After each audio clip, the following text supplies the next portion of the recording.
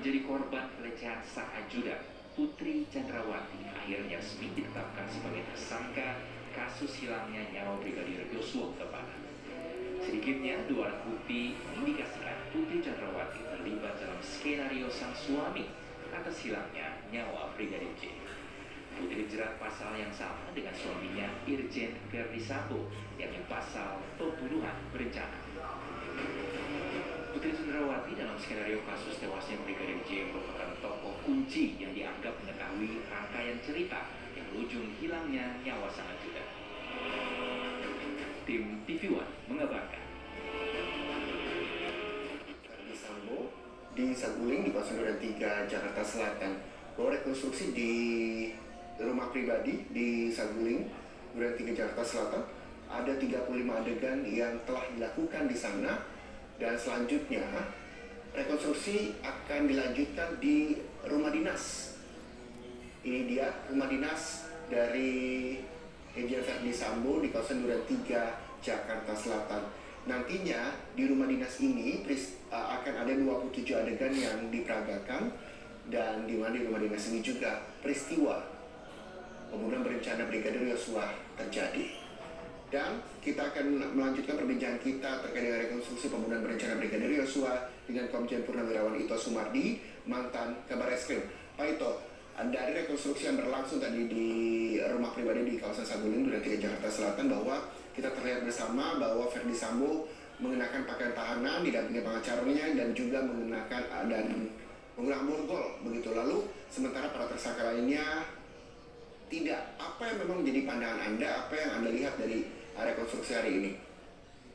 Yang pertama untuk masalah pakai borgol ya, kalau baju tahanan itu lazimnya memang harus pakai karena statusnya tahanan. Tetapi kalau borgol itu juga ada pertimbangan-pertimbangan dari penyidik ya, yang saya juga tentunya tidak mengetahui secara pasti. Ada tuh pertimbangan subjektif ya, bahwa yang bersangkutan harus diborgol, kenapa, itu udah ada pertimbangan sendiri ya. Saya kira mungkin untuk masalah ini juga tidak menjadi satu hal yang khusus gitu ya, yang tidak yang spesifik ataupun yang bersifat akan mempengaruhi pelaksanaan rekonstruksi ya. Jadi masalah menggunakan borgol ataupun tidak menggunakan borgol kembali itu adalah merupakan daripada pertimbangan subjektif daripada penyidik ya. Oke. Tadi Pak itu juga menyebutkan bahwa ya bukan hal yang, dan ini bersifat subjektif gitu dari penyidik, tapi yang dipastikan bahwa lazimnya menggunakan pakaian tahanan. Lalu bagaimana dengan Ibu Putri yang menggunakan pakaian putih-putih pada saat rekonstruksi?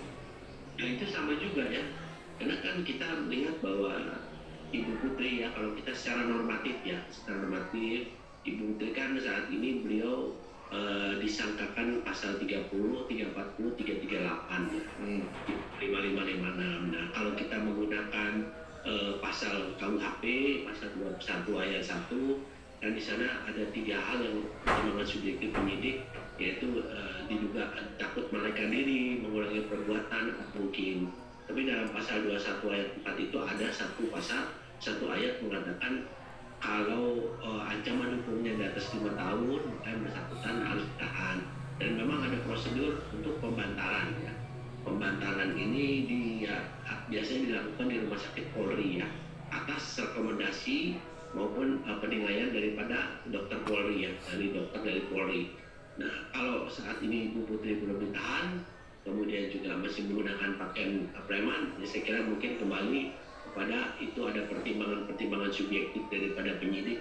Bisa saja menggunakan teknik atau strategi membuat orang nyaman supaya orang itu bisa menceritakan apa adanya, bisa saja ya. Tapi saya kira yang bisa menjawab secara pasti adalah penyidik yang menangani kasusnya Ibu PC ini. Yang juga menjadi perhatian masyarakat adalah soal Barada Eliezer yang memang menjadi justice kolaborator. Anda melihatnya seperti apa? Apakah penerapan Barada Eliezer sebagai justice kolaborator ketika memang dibandingkan dengan negara-negara lain merupakan hal yang lumrah, hal yang sama dilakukan oleh negara lain kalau kita membandingkan Indonesia dengan negara lainnya? Pak Ito? Ya, saya kan pernah juga mengikuti pendidikan di beberapa negara di Amerika, di Eropa.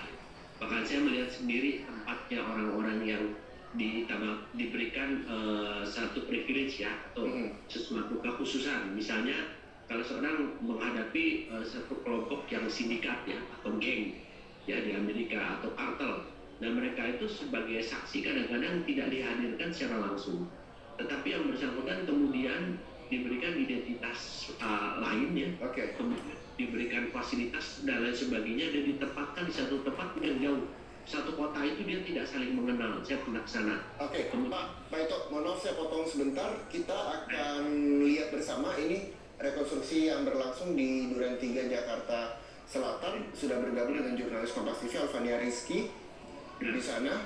Pak Ito, kita sama-sama melihat ya Pak Ito ya, bagaimana rekonstruksi di Duren 3 Jakarta Selatan yang rencananya akan dilakukan 27 adegan di sana. Alvania Rizky. Iya. Iya, Reza. Alvania Rizky, bisa Anda gambarkan bagaimana kondisi rekonstruksi pembunuhan berencana Brigadir Yosua di rumah dinas di Duren 3 Jakarta Selatan? Ya, Reza dan juga saudara, rumah dinas di kawasan Duren 3 Jakarta Selatan, tepatnya di Komplek Polri, ini menjadi TKP kedua yang akan dilakukan rekonstruksi pada siang hari ini. Menurut informasi yang kami dapat bahwa rekonstruksi pertama yang dilakukan di rumah pribadi di Jalan Saguling, Jakarta Selatan ini sudah selesai dilakukan dengan 35 reka ulang dan akan dilanjutkan dengan reka ulang di TKP di rumah dinas, yaitu di kawasan Komplek Polri Duren 3 Jakarta Selatan. Saat ini di kawasan atau di sekitar rumah dinas dari Verdi Sambo ini dijaga ketat oleh petugas Makobrimob dengan senjata lengkap, dan juga kami awak media hanya bisa mengakses area luar saja sembari menantikan rombongan dari kawasan rumah pribadi Saguling akan tiba di rumah dinas di Duren 3 yang informasinya jaraknya memang tidak terlalu jauh, hanya 400 meter saja. Dan saat ini informasinya rombongan ini sudah segera berangkat dari rumah di Saguling untuk kemudian melakukan rekonstruksi di rumah dinas ini, di mana TKP rumah dinas Verdi Sambo ini menjadi TKP lokasi kejadian penembakan yang terjadi pada informasinya yang kami terima, yaitu pada 8 Juli 2022 lalu. Nantinya akan ada 27 adegan sesuai yang diinformasikan oleh Irjen Dedi Prasetyo, Kadif Humas Polri, dan kemudian akan diketahui untuk mengkonfirmasi lagi kecocokan keterangan dari para tersangka yang sudah didalami oleh penyidik. Dalam hal ini yaitu ada tersangka utamanya Verdi Sambo, kemudian Putri Chandrawati, Bribka Riki Rizal, Kuat Ma'ruf, dan juga Barada Eliezer. Tadi pada rekonstruksi pertama kita tahu Barada Eliezer ditemukan langsung dengan Verdi Sambo, walaupun tidak ditunjukkan begitu ya di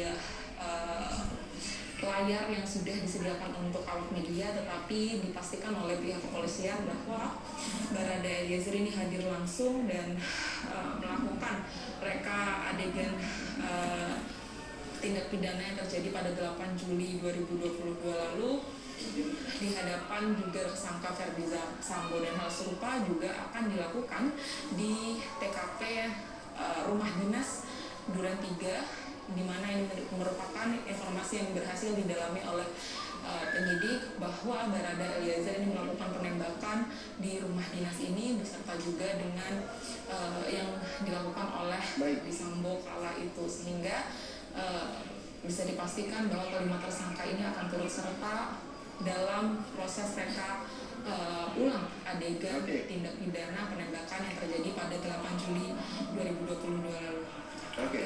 Kita juga masih menunggu berarti Alvania Rizky di rumah. Anda masih bersama kami di Breaking News Kompas TV terkait dengan rekonstruksi kasus pembunuhan berencana Brigadir Yosua. Dan kita kembali bergabung dengan Pak Ruli Novian, Jubir LPSK, dan juga Komjen Purnawirawan Ito Sumardi selaku mantan Kabar Reskrim. Kita ke Pak Ruli Novian, Jubir LPSK. Pak Ruli, perlindungan terus dilakukan oleh LPSK terhadap Barada Eliezer. Selanjutnya apa yang nantinya akan menjadi langkah LPSK terkait dengan perlindungan atau pemberian perlindungan terhadap justice kolaborator, dan apa yang memang bisa disampaikan ke masyarakat agar masyarakat bisa mengerti ketika perlindungan juga telah dilakukan LPSK untuk Barada Eliezer? Ya, nah Jadi ada 3 poin utama. Pertama, seseorang yang berposisi sebagai justice kolaborator itu harus dilindungi, perlindungan namanya. Nah, ini yang sedang dilakukan. Dilakukan LPSK, pengamanan, pengawalan melekat, bahkan di dalam rutan gitu ya, pemasangan CCTV, memastikan makanan, ya segala macam, segala sesuatu, situasi, kondisi, ancaman. Itu diberikan perlindungan atas hal-hal tersebut, yang baik bersifat faktual maupun potensial. Yang kedua, itu adalah perlakuan khusus namanya. Perlakuan khusus itu menurut undang-undang ada 2. Yang pertama, itu terkait dengan pemisahan tahanan dari pemisahan tempat tahanan dari pelaku lainnya. Yang kedua adalah berkasnya dipisahkan atau bahasa ininya penyidikannya split sheet. Ada pemisahan berkas. Kenapa berkasnya dipisah? Karena begini, ketika dia ditemukan sebagai JC, maka kan dia punya keterangan penting. Nah, untuk menguji keterangan penting dan konsistensi dalam memberikan keterangan yang kemudian berdampak pada pengungkapan perkara, diharapkan dia bisa didakwa terakhir nanti. Jadi semua orang udah didakwa dulu, udah dituntut, bahkan udah diputus, dia terakhir. Itu perlakuan khusus. Yang ketiga adalah penghargaan. Penghargaan itu berupa pertama, dia dituntut paling ringan, diputus paling ringan. Dan yang terakhir adanya remisi tambahan. Jadi kalau kita tahu remisi kan hak narapidana. Itu memang merupakan hak narapidana 17 Agustus, Lebaran, Natal gitu ya. Ada remisi. Nah, untuk seorang JC bahkan dia punya remisi tambahan. Jadi dia diuruslah, dibantu lah remisi tambahannya ini. Jadi pengurangan masa tahanan yang atas posisi dia yang merupakan haknya sebagai seorang JC. Nah, 3 hal inilah yang akan difasilitasi, akan dipastikan oleh LPSK kepada Baradae atas keterangan yang baik yang akan dia sampaikan nantinya. Kemudian kalau kemudian keterangannya tiba-tiba berubah lagi gitu ya, malah tidak membantu pengungkapan perkara, mempersulit pengungkapan perkara, maka tidak menutup kemungkinan perlindungan, perlakuan khusus dan penghargaan terhadap Baradae akan dihentikan atau dicabut. Begitu, Mas. Oke, baik. Ya, harapan bahwa perlindungan dan ini memang sudah menjadi yang telah dilakukan oleh LPSK. Ada 3 poin tadi yang disampaikan Pak Ruli Novian. Kita berharap bahwa kasus ini bisa diungkap dan disaksikan oleh seluruh masyarakat Indonesia. Terima kasih sekali lagi untuk waktunya Jubir LPSK Pak Ruli Novian bersama Breaking News Kompas TV, dan kita masih akan melanjutkan dialog terkait dengan rekonstruksi pembunuhan berencana Brigadir Yosua dengan Komjen Purnawirawan Ito Sumardi usai jeda. Tetaplah. Sebelumnya, pada tahap pertama telah diserahkan ke Kejaksaan Agung ini sesuai dengan rekonstruksi yang telah berlangsung sejak pukul 10 hingga pukul 13.42 waktu Indonesia Barat. Kemudian untuk 5 tersangka, 4 diantaranya telah menggunakan seragam tahanan, namun pengecualian untuk tersangka Putri Chandrawati saat ini belum mengenakan seragam tahanan karena berdasarkan pernyataan dari Kadif Humas Polri, Irjen Pol Dedi Prasetyo menyebutkan bahwa Putri Chandrawati saat ini belum ditahan, sehingga Putri Chandrawati masih menggunakan baju bebas. Namun nantinya jika Putri Chandrawati telah ditahan, maka nantinya Putri Chandrawati juga akan mengenakan baju tahanan seperti 4 tersangka lainnya. Tadi ada adegan menarik, Ana dan juga pemirsa, ketika di Rumah Saguling ini, yakni ketika Baradae atau adegan Baradae bertemu dengan Irjen Pol Verdi Sambo. Baradae digantikan dengan peran pengganti. Hal ini tentunya untuk menghindari hal-hal yang tidak diinginkan atau berdasarkan prosedur LPSK yang tentunya jika kita lihat peran dari Baradae merupakan justice kolaborator, sehingga tentunya harus dilindungi sesuai dengan peraturan yang berlaku. Kemudian selain itu juga ada adegan menarik lainnya, yakni ketika Irjen Pol Verdi Sambo bertemu dengan Putri Chandrawati untuk pertama kalinya. Di momen itu, Irjen Pol Verdi Sambo berpelukan dengan Putri Chandrawati. Hal ini tentunya menjadi salah satu momen menarik yang ditangkap ketika reka ulang terjadi di Rumah Saguling. Jika kita lihat bersama, Anda dan juga pemirsa, bahwa proses reka ulang ini tentunya masih berlangsung. Nampaknya sejumlah persiapan untuk nantinya dilanjutkan dengan proses reka ulang di rumah Duren 3 akan terus berlanjut. Mengingat untuk di rumah Duren 3 tentunya sejumlah reka adegan akan dilakukan, baik itu pada saat 5 tersangka ini melakukan upaya untuk mengeksekusi Brigadir J, dan juga reka ulang pada saat proses setelah Brigadir J dieksekusi pada tanggal 8 Juli 2022. Untuk sementara demikian, Ana. Abdi, kami ingin konfirmasi artinya 21 adegan di rumah Saguling ini selesai, nantinya akan dilanjutkan kemudian dengan 27 adegan lainnya di rumah dinas Duren 3 Jakarta Selatan. Nantinya tentunya dari 27 adegan yang belum dilakukan di rumah Saguling ini nantinya akan dilengkapi di rumah dinas Duren 3, sehingga hal ini nantinya akan disesuaikan dan dicocokkan dengan berita acara yang telah dibuat pada saat penyidik melakukan pemeriksaan terhadap tersangka, saksi, dan juga sejumlah saksi ahli, sehingga nantinya apakah dari reka adegan ini cocok dengan berita acara tersebut. Jika nantinya ada temuan baru, maka nantinya akan dievaluasi oleh penyidik dan juga jaksa penuntut umum yang tentunya telah hadir di proses reka ulang atau rekonstruksi di rumah Saguling dan juga nantinya di rumah dinas Duren 3 Jakarta Selatan. Anak. Ardi, dari keterangan pihak kepolisian atau penyidik di TKP Saguling 3 saat ini merupakan kediaman pribadi dari Irjen Verdi Sambo dan juga sang istri. Lantas, ini persiapan ataupun rekonstruksi sudah sejauh mana? Apakah Anda mendapatkan informasinya?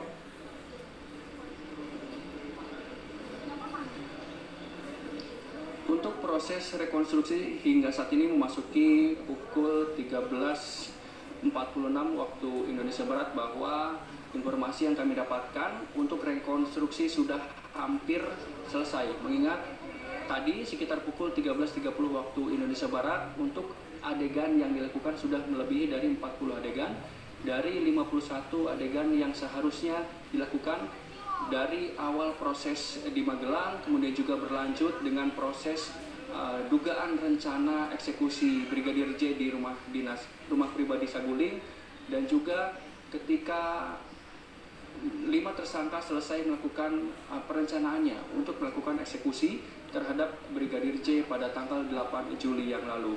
Kemudian untuk persiapan lainnya, Ana, kalau kita lihat tadi ada 1 tersangka yang nampaknya dibawa keluar.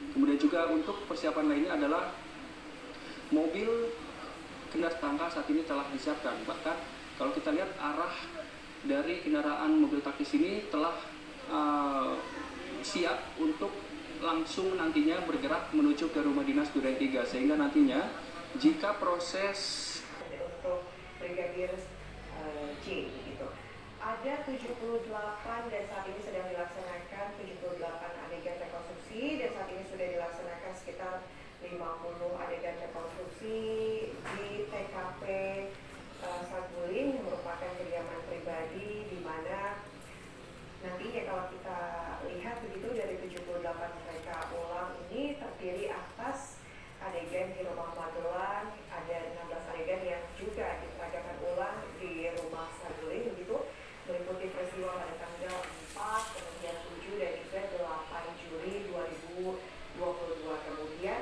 adegan di rumah Saguling sendiri merupakan perencanaan pembunuhan, ada sebanyak 35 adegan yang diperagakan meliputi peristiwa pada tanggal 8 Juli 2022 dan juga dan pemirsa, ayah Brigadir Joshua yaitu Samuel Huta Barat merespon rekonstruksi yang dilakukan hari ini. Keluarga berharap dengan adanya rekonstruksi yang dihadiri semua tersangka, kasus ini bisa terang benderang.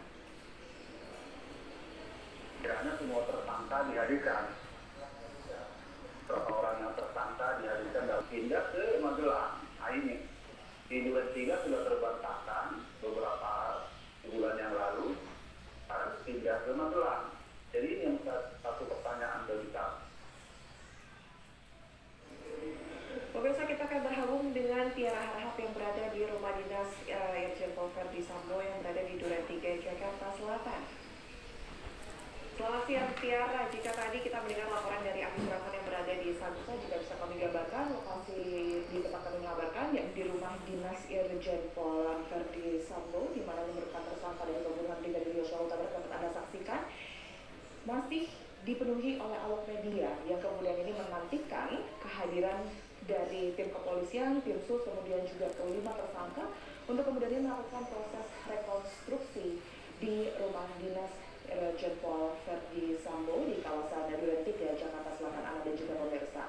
Dapat Anda saksikan juga bahwa pengamanan diberlakukan sama ya seperti yang di Saguling, begitu masih dijaga ketat. Di sini kami bisa melihat dari personil Brimob masih terus berjaga di depan rumah dinas Irjen Pol Verdi Sambo. Begitu informasi yang kami dapatkan, memang nanti di rumah dinas Verdi Sambo sendiri ini nanti akan dilakukan sebanyak 27 adegan rekonstruksi. Anda dan juga pemirsa, ini merupakan adegan yang terjadi pada tanggal 8 Juli 2022 lalu, atau tepatnya pada tanggal pembunuhan Brigadir Yosua Huta Barat dilakukan. Nah, kalau tadi kita ketahui bersama, Ana, bahwa sudah ada sebanyak 78 adegan, di mana ini terjadi dari 16 adegan di Magelang sebelum pembunuhan, begitu pada tanggal 8 Juli 2022. Sementara itu untuk di Saguling sendiri atau rumah pribadi Irjen Pol Verdi Sambo ini adalah sebanyak 35 nih di tanggal 8 atau juga di pasca pembunuhan Brigadir Yosua Huta Barat. Sementara untuk di tanggal 8-nya atau pada tanggal eksekusi pembunuhannya ini terjadi keseluruhan di Duren 3 tempat kami mengambarkan saat ini. Seperti yang juga terjadi ataupun juga dipersiapkan di rumah pribadi Verdi Sambo, Anda dan juga pemirsa, di sini awak media hanya bisa memantau dari layar yang memang sudah dipersiapkan oleh